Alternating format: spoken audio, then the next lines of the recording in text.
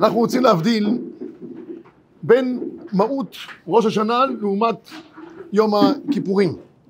מה ביניהם? כדי להבדיל ביניהם אני רוצה לפתוח בהלכות גניבה וגזלה בקצרה. כידוע לכולנו, הפסוק אומר שאם במחתרת יימצא הגנב, בין הדמים, בא במחתרת, הגמרא בסנהדרין, אנחנו אומרים שגנב משלם כפל. זו הלכה פשוטה. הפסוק אומר לנו, חיים, 2 ישלם. לעומת זאת, גזלן שגוזל, הוא ישלם אך ורק את הגזלה אשר גזל. זה מה שאומר הכתוב, והיה כי יכתב באשם לו והשיב את הגזלה אשר גזל.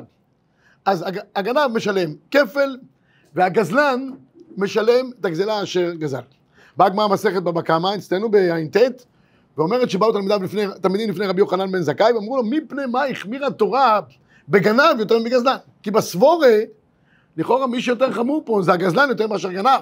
כי גנב בא בצורה מכובדת, באמצע הלילה, לא מעיר אנשים, משתדל בכל אופן לא להעיר אף אחד, לא לפגוע באף אחד, בצורה מסודרת, עבודה נקייה, רק בבוקר אנשים קמים, פתאום רואים שמשהו בבית יש בלגן. אבל עד אז, הכל נעשה בצורה מאוד אסתטית.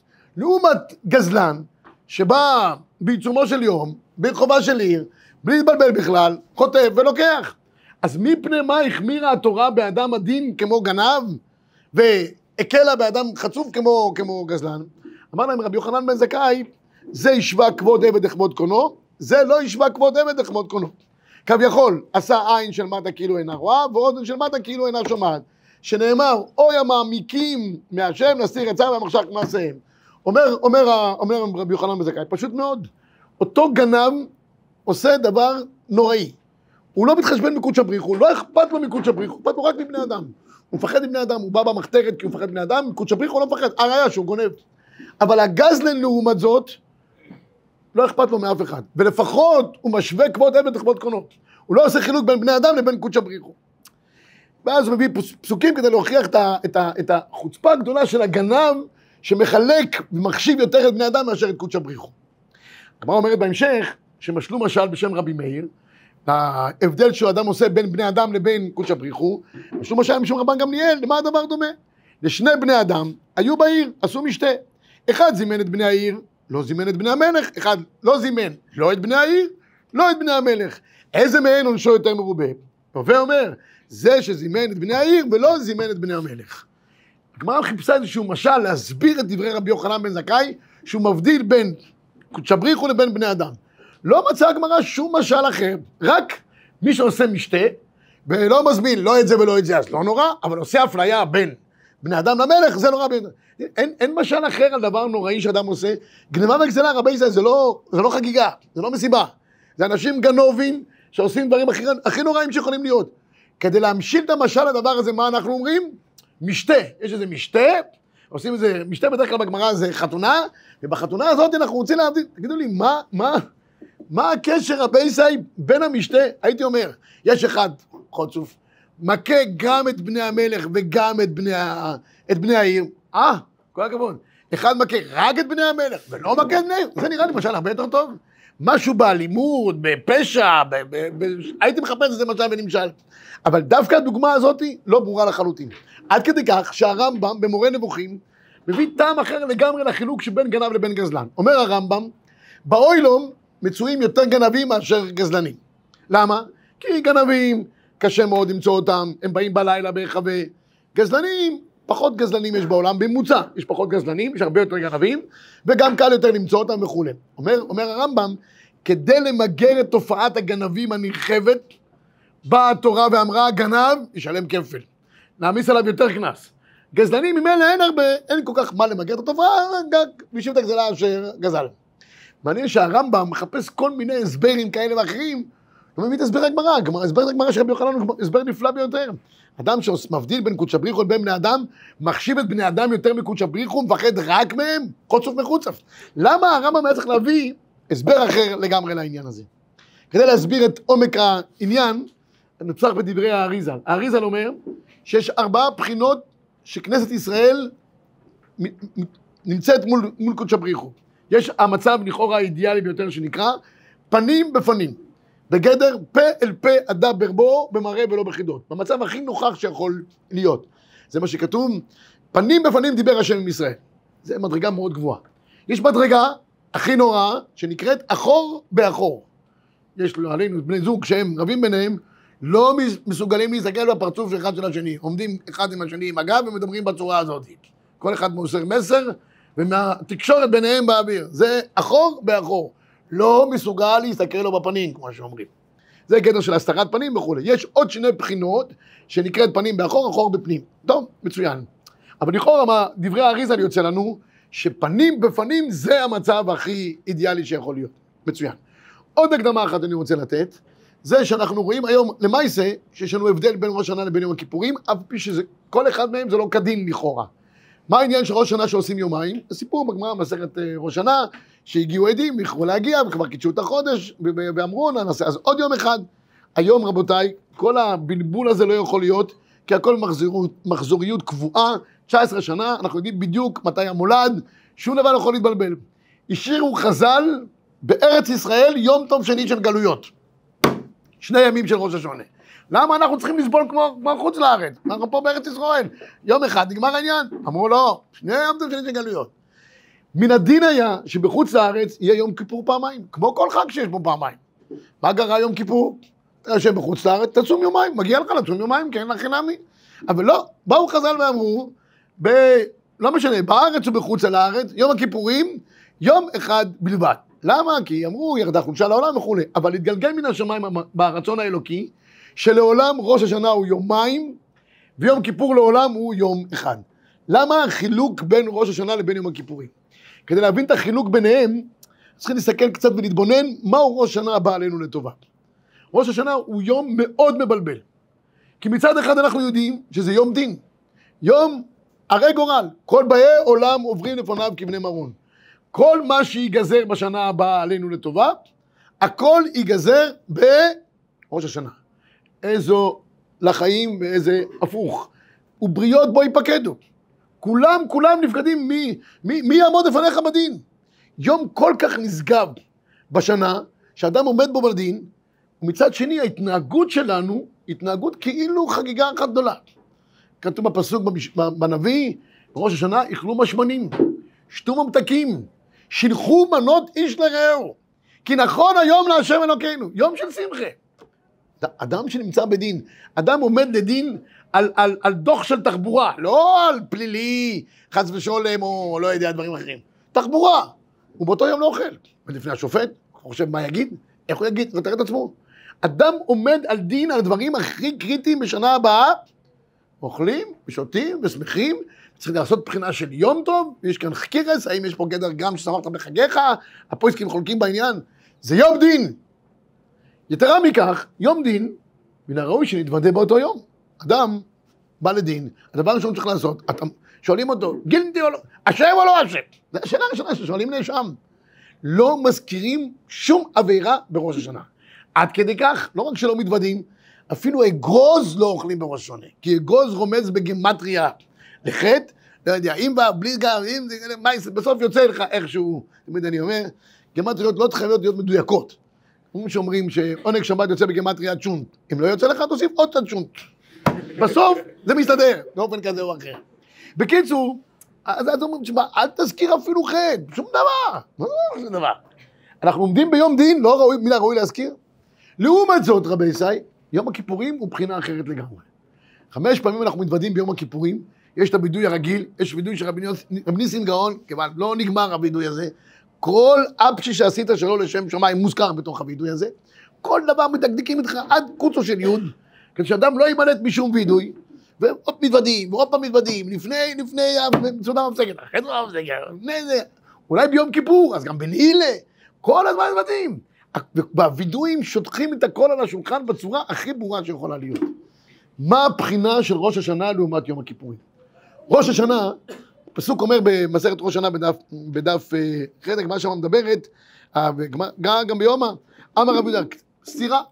יש בחינה אחת שכתוב, אשרי נשוי פשע, נשוי חטא.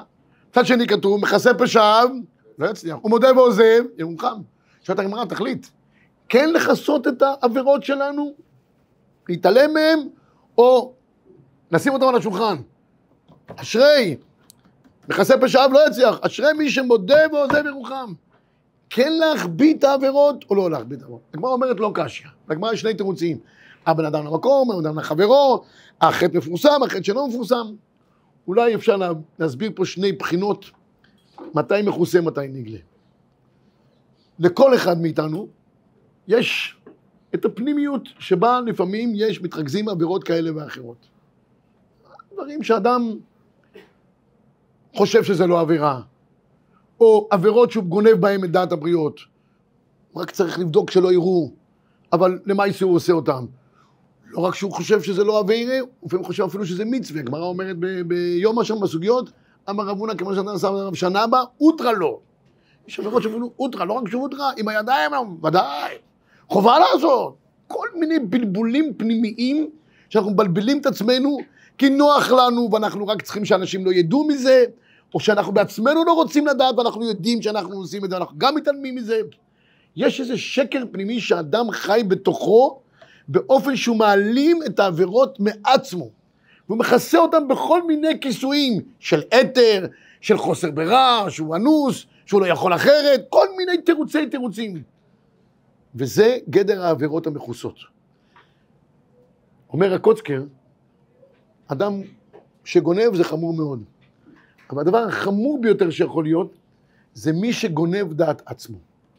גנבת דעת היא חמורה, היא הונאת דברים. הוא אומר, אבל רוב האנשים, הגנב הכי גדול, כך אומר הקוצקר, זה אדם שגונב כל עצמו לדעת עצמו. לא נורא, אני אעשה את זה אחרת, פעם הבאה, זה לא כזה חמור, זה דרבנן, זה רק בשינוי, זה 1000 דברים. וככה הוא אוגר לעצמו הרגלים נוראים של עבירות, של מידות שליליות, שהוא מכסה עליהם. מכסה עליהם, זאת אומרת, הוא זה שנותן להם לגיטימציה בתוך מערכת החיים שלו. יש עבירות שאדם מתמודד איתה. תשמע, זה נפלתי, חטאתי, פה אני לא מוכן להמשיך הלאה. אני יוצר, אני חייב לעשות תיקון, אני חייב לעשות תשובה, בלתי אפשרי להמשיך הלאה. זה העבירות הגלויות. שאדם יש לו את האומץ ואת היכולת להתמודד איתם בלי להתבלבל בכלל. אדם שעושה תשובה, הוא חייב לבוא חשבון עם עצמו עם שני הבחינות. גם עם העבירות הנסתרות, שרק מעוניין שאנשים לא ידעו, או שהוא בעצמו לא יהיה מודע להם, אבל הוא צריך להוציא אותם עד הסוף כדי לעשות תשובה מלאה, וגם כמובן על העבירות הגלויות שזה פשוט. למה? כי בעל תשובה אמיתי, אומר הרמב"ם, זה מי שיעיד עליו, יודע תעלומות, שלא ישוב לחטא זה לעולם, עד שאדם לא מוכן להתמודד עם כל חלקי אישיותו, האפלים והגלויים, הנסתר והנגלה, והוא חי רק בחצי מהלך בחיים שלו, הוא אף פעם לא נקרא בעל תשובה גמורה. והרמב"ם כותב, איזה הוא בעל תשובה גמורה? המשמעות של הרמב"ם תשובה גמורה, זה שאדם מוכן פעם אחת להיכנס ללפניים ולפנים שלו, לתוך מאיו וקרבו וכל קרב פנימה, ולהוציא משם את כל הדברים שהוא מחפה עליהם כל השנה כולה. אחרי כן יהיה הרבה יותר קל גם להתמודד עם העבירות, הנגלות, הידועות לכל אחד מאיתנו. ראש השנה הוא יום שכולו כיסוי. בכסל יום חגנו. זאת אומרת, איזה יום שהלבנה מתכסה בו, זה ראש השנה. ראש השנה נועד לטפל באותן עבירות פנימיות שאנחנו לא חושפים אותן, גם לא לעצמנו לפעמים, אנחנו דוחקים אותן. אומרת לך התורה, אל תגנוב את עצמך. כל העבירות הגנובות בדעתך, ואתה מוכן לחיות איתן, תוציא אותן החוצה. יום הכיפורים הוא הרבה יותר קל. זה יום צום, משפט, וכולי, ואנחנו מזה מסיימים את העסק. באופן האלוקי, הגנב שאכפת לו רק מבני אדם, ולא מקודש בריחו. רק שיראה טוב, ישמע טוב, אומר הנביא, לא יראה יקרא ולא יבין אלוקי יעקב. זה בחינה של ראש השנה. לכן בראש השנה בסוף, ברצון האלוקי, תמיד זה יתגלגל ליומיים. אותם ימים בדיוק, יום האריכתא. חוזרים על התקיעות, חוזרים על הסימנים, חוזרים על התפילות, כי ראש השנה בא לטפל בכסל יום חגנו. באותם חלקים מכוסים שנמצאים בתוכנו. שם האדם צריך לטפל בצורה הכי טובה בדבר הזה. ולכן ראש השנה הוא בחינה של גנב, שמשלם שניים ישלם. כפל ימים שבהם באים להחדיר לאדם, אתה גנב כל השנה כולה. תחזיר את הגנבות שלך, תוציא אותם החוצה, תוציא את מה שכיסית. עשית את הגנבה בכיסוי, הכבאת את מה שגנבת, כל מה שאתה מחביא בכלים הפנימיים שלך, ואתה לא רוצה להוציא, זה הזמן להוציא. 2 ישלם. יום הכיפורים זה יום של בחינת הגזלות. והאשים את הגזלה אשר גזל. הוא כבר יודע, הוא מתמודד, הוא לא מתבלבל, הוא לא מפחד מאף אחד, אבל הוא רוצה לעשות תשובה, הוא מחזיר את הגזלה, ובזה נגמר העניין. גנב זה ראש השונה, גזלה זה יום הכיפורים. כאן על העבירות המכוסות, כאן על העבירות הנגלות. על דרך הדרוש אני רוצה לומר, שזה מה שהגמרא רוצה להגיד. למה הגמרא מביאה משל ממשתה אמרנו? אין לגמרא שום משל אחר להביא חוץ ממשתה. על דרך הדרוש, המשתה הזה מדובר על ראש השונה. ראש השנה זה יום של משתה. וביום של המשתה הזה, יש אנשים שדואגים גם להמשיך הלאה. לא להביא את בני המלך, לא להביא את הקודש ברוך הוא. רק תסובבים אותו, כי הוא כל החיים שלו חי רק מבחינה קיצונית. לראות ולהיראות. קודש ברוך הוא לא נחשב. אומרת הגמרא, איזה הוא יותר חמור? זה שלא מביא לא את זה ולא את זה, לא מביא אף אחד המשתה, זה הבחינה של יום הכיפורים, אין משתה, זה הבחינה של הגזל, או ראש השונה, שזה החמור ביותר, שמביא את בני עירו, אבל את הקודש ברוך הוא לא מביא. הוא ממשיך עם אותו תהליך של התעלמות מקודש בריך הוא, בתוך מהלך חייו. ואת הקודש ברוך הוא, אבל באמת להתמודד עם מה שהקודש ברוך הוא, משפטיך תהום רבה, אם זה לא מוכן. הגמרא הביאה לחיבור של רבי יוחנן בן זכאי את המשתה, על דרך הדרוש, ראש השונה. עכשיו תשמעו דבר נפלא. שאלו תלמידם את רבי יוחנן בן זכאי, מפני מה החמירה התורה בגנב יותר מגזלן? אמר להם את מה שאמר להם. זה משווה וזה לא משווה. למה דווקא את רבי יוחנן בן זכאי? גמרא מסכת ברכות מספרת שגדולי עולם לפני שנפטרו, נכנסו התלמידים לבקרם. נכנסו לרבי אלעזר, אומרת הגמרא, היה מאוד פשוט. למה? אמרו לו, רבי, ברכנו, למדנו אורחות חיים. אמר לרבי ישי, מינו בינכם מן ההיגיון. אתם תהיו יותר מדי פילוסופים. וחושבים על ברכי תלמידי החכמים. ותרבו, מצוין. לקחו את הקטעים של רבן גמליאל, שמו את זה בשלטים, במויסס, במסדרונות, וכתבו מדברי רבנו זוצקל. שהוא נפטר. אבל הדבר לא עבר בכלל פשוט אצל רבי יוחנן בן זכאי. כלומר שם אומרת, כשחלה רבי יוחנן בן זכאי, נכנסו תלמידיו למקום. כיוון שראה אותם, התחיל בוכה. אמרו לו התלמידים, עמוד הימיני, פטיש החזק, נר ישראל, מפני מה אתה בוכה? אמר להם רבי ישי, דרשה שלמה הוא נתן להם. אני מחר הולך לבית דין של מעלה, ובית דין של מעלה זה לא משחק ילדים, זה לא כמו פה. פה אתה יכול להגיד לקודש ברוך, פה לשופט אתה יכול קצת לתעתע אותו. לקח לך אתה שחדו בממון, אבל אצל הקודש ברוך הוא הכל אמת יורדת עד התהום. וכעסו כעס עולם, ומוסרני צורו עולם, מתענים מתעתות עולם, ואני לא יכול לפרש אותו בדברים, לא שחדו בממון. אחרי כל הדרשה חוצבת להבות הזאת, הוא אומר להם, ולא עוד אלא, ששני דרכים לפניי, גן עדן וגיהינום, ואיני יודע באיזה דרך מוליכים אותי, ולא אבכה. אומר, רבי ישי, אני עומד לפני בית דין של מעלה, 50% אני הולך לגן עדן, 50% בדיוק אני הולך לגיהינום. ואיני יודע, אני יכול להיות שאני צדיק גם הוא, 100% צדיק ואני אלך לגן עדן, או 100% ראשי, השם ירחם, רבי יוחנן בן זכאי, והולכים אותי לגיהינום. אני בטוח שתלמידים עמדו שם, ראו את כל המופע המרהיב הזה שלו, הוא הולך לבית דין של מעלה, הוא לא יודע איפה לוקחים אותו, ועד כדי כך שהוא לא יודע אפילו באיזה איך מוליכים אותו.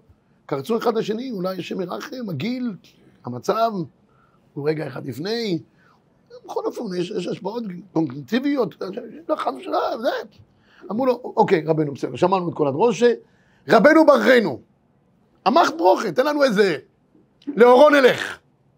אמר להם, יהי רצון שיהיה מורא שמיים עליכם כמורא בשר ודם.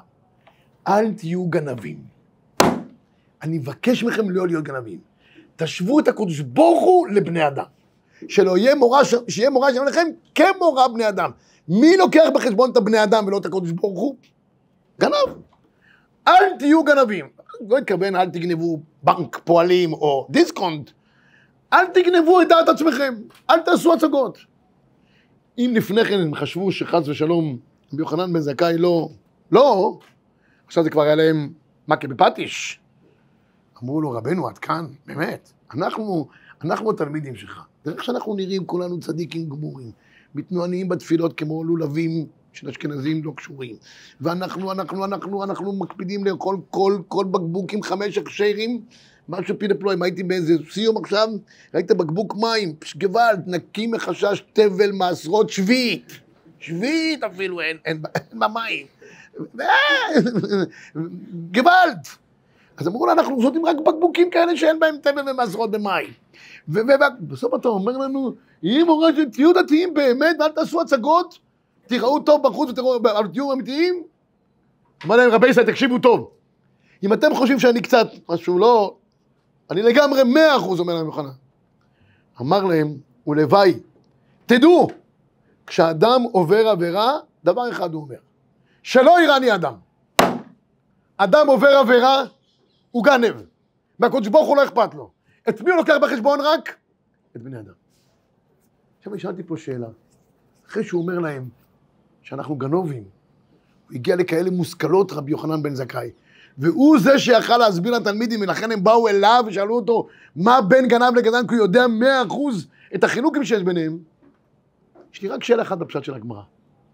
הגמרא אומרת, כשחלה רבי יוחנן בן זכאי, נכנסו תלמידיו במקרו, שכוח, כיוון שראה אותם התחיל לבכות.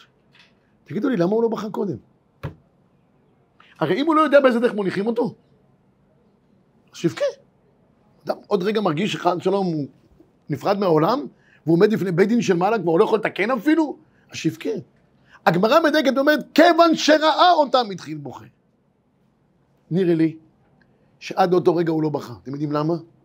כי עד לאותו רגע הוא היה בטוח בעצמו שהוא היה לו פה חיים הכי שלמים שיכולים להיות. רבי יוחנן בן זכאי, הגמרא בגיטין, הציל את כל תורה שבעל פה, אמר לקיסר, תן לי יבנה וחכמיה, התקין תקנות, גזר גזירות. חלק מהתקנות זה היה שראש השנה יהיה יומיים דרך אגב, גניבה. הוא עשה את הכל, והוא לא יודע באיזה דרך מוליכים אותו. עד לאותו רגע שהתלמידים נכנסו, הוא לא בכה. אבל התלמידים נכנסו, התחילו לשיר לו יומים. התחילו לשיר לו יומים, כל דור ביומים שלו, שם היומים היה עמוד הימני, פטיש החזק, יש נוסחאות ליומים, אבל הם פמפמים. הוא אומר לו, פה, אני אומר, דרשות חוצבות להבות.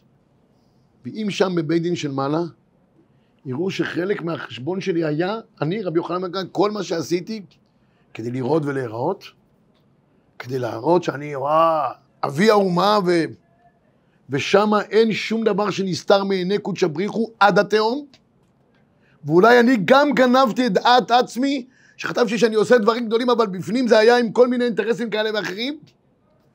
אומר רבי יוחנן, פתאום כל מסכת חייו נכנסה לספק, אולי הוא גנב דעת עצמו.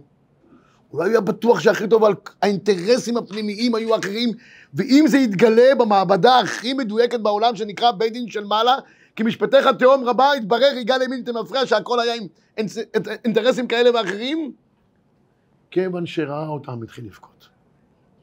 אמר להם, אני מאחל לכם, שהאיסורים שיש לי עכשיו, שאולי משהו בפנים דחף אותי, שלא באמת, עם כל מיני אינטרסים כאלה ואחרים, כדי שיגידו, כדי שאני אראה, כדי שאני ארוויח, לא יודע מה, שלכם לא יהיה את זה. הפנים והחוץ יהיו אמיתיים לגמרי. כל עשיתם לשם שמיים, בלי שום, שיגידו עליכם, לא חיפשתם שום דבר, כבוד ולא שום רווח אחר. הכל היה צרוף כצרוף כסף.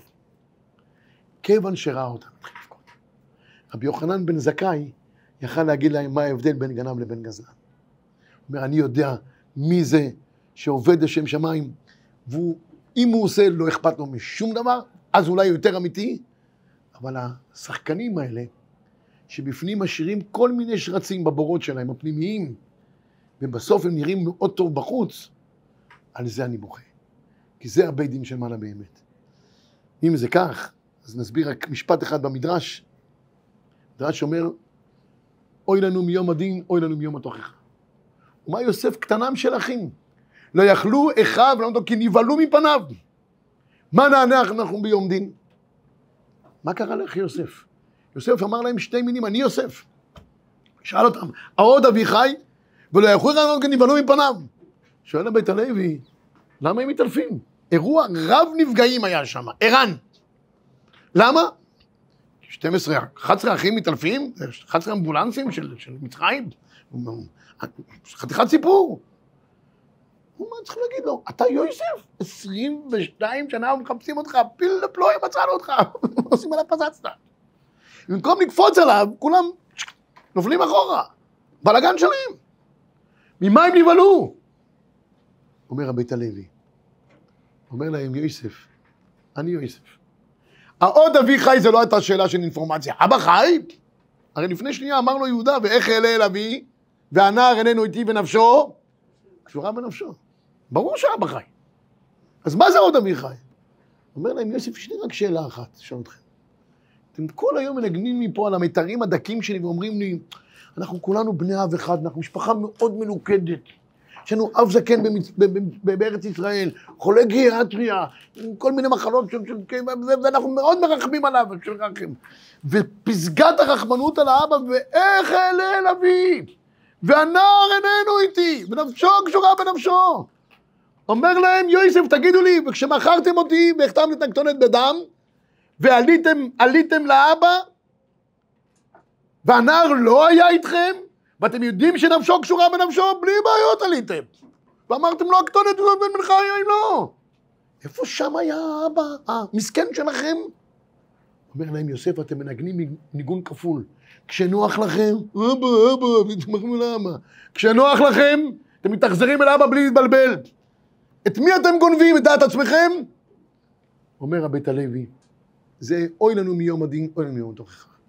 שיבוא יום דין, לא יגידו לאדם מה הדברים החיצוניים שהוא עשה ולא עשה. זה ברור לכולם. אבל במשחק הכפול, אחד לא יכול לשבת ללמוד. אתה לא יכול לשבת ללמוד. בישיבה לא יכול, פתאום רואים שהוא לומד באיזה פקולטה באוניברסיטה 7 שנים, כדי להוציא איזה תואר. רגע אחד, יש לך כוח או אין לך כוח? לא ברור. אין לך כסף לצדקה, אין לך כסף. אונס רחמנא פטרי. אבל פתאום כשיש לו מוצא מקורות מימון מצוינים, אומר, מעשיך יוכיחוך, תייסריך רעתך. זה הדין הכי קשה, שאדם צריך לעמוד מול המשחק הכפול ששחק את עצמו. הימים הנוראים באים לתקן את שני המהלכים, הפנימיים והחיצוניים. ראש השנה, בכסל יום חגנו, ביום הכיפורים, לפני השם תתארו לעמוד לפני קודש בריחו, ואם נעשה את המהלך הזה בשלמות, אז יהיד עליו יודע התעלומות, שלא ישוב לחטא זה לעולם. שנזכה ממנו.